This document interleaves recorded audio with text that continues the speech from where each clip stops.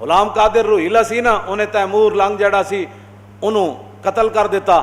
قتل کرن تو بعد اودی اکھاں وچ انہیں خنجر پھیرے, پھر اودیاں بچیاں نوں تے اودے رشتہ داراں نوں تے اودے جناب بہواں نوں ساریاں نوں بلا کے کہن لگا میرے سامنے نچو. نالے اودے پیو مار دیتا, نالے اودے خاندان نوں بلایا تے ان بچیاں نوں کہیا تسی میرے سامنے نچو. او جڑیاں تیمور لنگ دیاں وڈیاں وڈیاں زنانیاں سن, پھپھیاں خالہ, انہاں غلام قادر روہیلا نوں کہن لگے اے حکومت آنی جانی شے وے, ایڈا ظلم نہ کر کے اسی پردہ دار عورتاں اور شاہی خاندان دیاں بچیاں ساڈے نال تے تو ہن نچن دا جڑا آرڈر ہے نا اے نہ کر. اقبال کہندا روہیلا کس قدر ظالم جفاجو کی نہ پرور تھا, نکالی شاہ تیمور کی آنکھیں نوکے خنجر سے, پھر دیا آل حرم کو رقص کا فرما ستم کرنے, یہ انداز ستم کچھ کم نہ تھا آثار معاشر سے, رکھا خنجر کو آگے اور پھر کچھ سوچ کر لیٹا, تقاضا کر رہی تھی نیند گویا چشم اخمر سے, پھر اٹھا اور تیموری حرم سے یوں کہنے لگا کہ شکایت چاہیے تم کو نہ کچھ اپنے مقدر سے, میرا مسند پہ سو جانا بناوٹ تھی تکلف تھا کہ غفلت دور ہے شان صف آرایان لشکر سے, یہ مقصد تھا میرا کہ کوئی تیمور کی بیٹی مجھے غافل سمجھ کر مار ڈالے میرے خنجر سے, لیکن یہ راز آخر کھل گیا سارے زمانے پر کہ حمیت نام تھا جس کا وہ گئی تیمور کے گھر سے. میں حمیت دی گل کر رہا, حمیت. ہماری قوم بڑی جذباتی ہے, کیوں جی ہماری قوم بڑی جذباتی ہے, اس سے بڑا کیا جذبات ہو سکتے ہیں؟ تم نے جب دین پڑھا ہی کوئی نہیں. اقبال کہندا تا کجا بے غیرت دین زیستن, اقبال کہندا ہے تا کجا بے غیرت دین زیستن, اے مسلمان مردن است ای زیستن. اقبال کہندا اوے مسلماناں کدوں تک تو غیرت دینی تو بغیر زندہ رہیں, تا کجا بے غیرت دین زیستن. اقبال کہندا ہے دینی غیرت تو بغیر کدوں تک تو زندہ رہیں گا, اے مسلمان مردن است ای زیستن. اقبال کہندا ہے زندگی کوئی نہیں, اے تے مردہ پن ہے جڑا تو زندہ رہ رہا.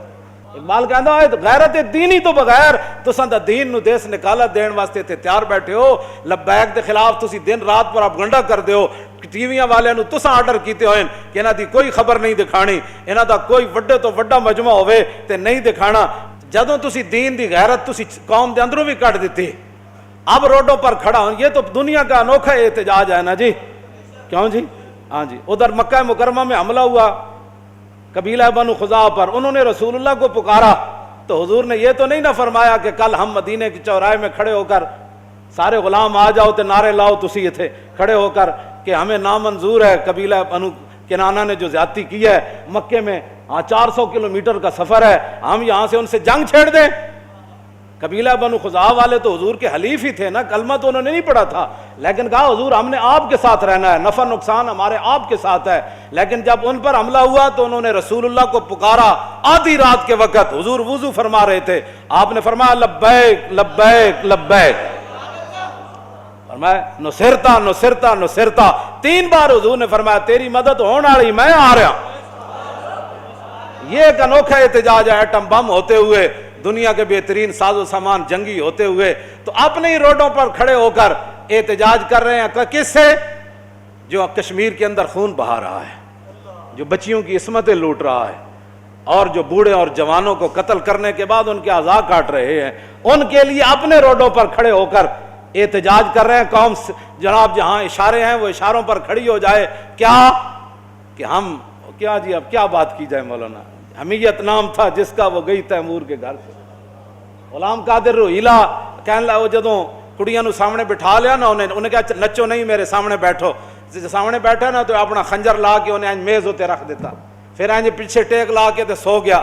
سونا انہیں کی سی, اینج اکھاں بند کر دیتیاں, پھر اٹھا اور تیموری حرم سے یوں کہنے لگا کہ شکایت چاہیے تم کو نہ کچھ اپنے مقدر سے, میرا مسند پہ سو جانا بناوٹ تھی تکلف تھا کہ غفلت دور ہے شان صف آرایان لشکر سے. وہ کہنے لگا جلیاں ہوئی ہو, میں ستے کوئی نہیں سی, دشمن دے سامنے خنجر رکھ کے کوئی سوندا کوئی نہیں ہوندا, لیکن یہ مقصد تھا میرا کہ کوئی تیمور کی بیٹی مجھے غافل سمجھ کر مار ڈالے میرے خنجر سے. کہنے لگا میرا یہ مقصد سی کہ اگر تہاڈے اندر کوئی حمیت اور غیرت ہوندی نا, ہوندیاں تسی تیمور دیاں بیٹیاں جویں اودے وچ غیرت سی تو تساں اتنی دیر جو خنجر چک کے مینوں ذبح کر دینا سی. لیکن یہ راز کھل گیا آخر سارے زمانے پر کہنے لگا یہ خنجر میں نے رکھا اور پھر اٹھا کے تم ایسے کانپ رہی تھی تو میں دنیا کے اندر یہ راز کھل گیا کہ حمیت نام تھا جس کا، وہ گئی تیمور کے گھر سے. کہنے لگا حمیت اور غیرت جو تھی نا وہ تیمور کے گھر سے گئی ہے تو غلام قادر روہیلا اس پر قابض ہوا ہے. تو ہمارے پاس تو ساری چیزیں موجود ہیں. تم فوج کو کہو کہ جناب پوری قوم آپ کے ساتھ کھڑی ہے، آپ صبح 6 بجے کا ان کو جناب ایک اعلان دے دے. انہوں نے کہا بس بھائی 6 بجے کے بعد سری نگر سے کرفیو نہ ہٹایا گیا اور فوج اور سارے گنڈے ہندو واپس نہ گئے تو پھر 6:01 پر پاکستانی فوج مقبوضہ کشمیر میں داخل ہو جائے گی.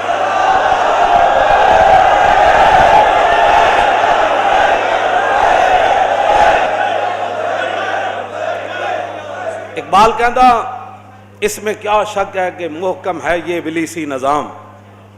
اقبال رویا، کہنے لگا اس میں کیا شک ہے کہ محکم ہے یہ ابلیسی نظام اور پختہ تر اس سے ہوئے خوئے غلامی میں عوام. ہیں جی، پختہ تر اس سے ہوئے خوئے غلامی میں، آرزو اول تو پیدا ہو نہیں سکتی کہیں. اقبال رویا، کہنے لگا جس نظام کے تحت مسلمان چل رہے ہیں نا، آرزو اول تو پیدا ہو نہیں سکتی کہیں، ہو کہیں پیدا تو مر جاتی ہے یا رہتی ہے خام. اقبال کہنا آرزو پیدا ہی نہیں ہوتی جہاد دی، جے پیدا ہوئے کیوں جی اپنا انہیں اعلان کر دیتا ہم جناب وہ یہ تو احتجاج کرنا یہ تو عوام کا حق ہے جن کے پاس طاقت نہیں ہے، جن کے پاس اقتدار نہیں ہے. لیکن رب ہے جس کام سے ہمیں روکتے تھے. یہ لبیک والے کون ہیں؟ یہ آئے روڈ بند کر دیتے ہیں، خاکے باہر بنے ہیں، احتجاج یہاں کرتے ہیں. تو میں نے کہا حملہ کشمیر پر ہوا، احتجاج شارع دستور پر کیسے ہو گیا؟ کیوں جی؟ رب ہے نا، جو حضور کے لیے نہ نکلے کم از کم کشمیر کے لیے تو نکلے. کیوں جی؟ لیکن وہ تو سجدہ ہوا ہی نہیں، سر جھکا دل جھکا ہی نہیں. وہ تو کیا باتیں کرتے ہو؟ جو باتیں تم ہم آج شارع فیصل بند ہوگا نا، آج تو کوئی ایمبولینس نہیں آئے گی نا، آج تو قوم کا کوئی نقصان نہیں ہوگا نا. آج سارا کچھ یہ نقصان تو صرف اس وقت ہوتا ہے جب کوئی حضور کی عزت کے لیے نکلتا ہے، اس وقت وہ دہشت گرد بھی بن جاتا ہے، اس کے لیے وہ جناب اس وقت ملک کے معیشت کا بھی نقصان ہو جاتا ہے. کیوں جی؟ ایمبولینسیں بھی بند ہو جاتی ہیں، لوگ گھروں میں قید ہو جاتے ہیں، فلاں ہو جاتا ہے. خدا وہ جو کام تم حضور کے لیے نہ کر سکے یہ تو اپنی قسمت کی بات ہے. یہی تو امتحان ہے تنویر کہ کس نے کس کو خوش کرنا ہے. جی ہاں جی، اب تو موقع تھا مقبوضہ کشمیر میں داخل ہونے کا. پوری پچھلی ساریاں جناب قرض اتارن دا موقع سی، سارے قرض اتارن دا موقع سی. فتح مکہ والے دن جب رسول اللہ تشریف لائے نا تو صحابہ کو وہ باتیں بھولی تو نہیں تھی نا. کیوں جی؟ وہ بھولی تو نہیں تھی. تو حضرت سعد بن عبادہ سب تو بڑا لشکر انہاں دے نال تے جھنڈا انہاں دے ہاتھ وچ. انہاں جدوں ویکھیا نا کہ حضور تے اوجریاں سٹن والے بھی اج کھڑے، بلال نو مارن والے بھی کھڑے، امیر حمزہ دے جگر تے کلیجہ کڈن والے بھی کھڑے، حضرت سمیہ دے ٹکڑے کرن والے بھی کھڑے، صدیق اکبر دے منہ تے جوتیاں مارن والے بھی کھڑے، حضرت حباب دے جسم وچ سوراخ کرن والے بھی کھڑے. تے حضرت سعد بن عبادہ کو برداشت نہ ہویا. حالانکہ حضور نے فرمایا کہنا کچھ نہیں، لیکن سعد بن عبادہ ہماری قوم بڑی جذباتی ہے. ہاں جی، صحابی رسول جدوں ویکھے نا سارے کھڑے تو آپ نے فرمایا الیوم یوم الملحمہ الیوم تستحل الکعبہ. فرمایا آج لڑائی کا دن ہے، آج کعبے بھی بندے وڈ کے رکھ دیں گے. ذرا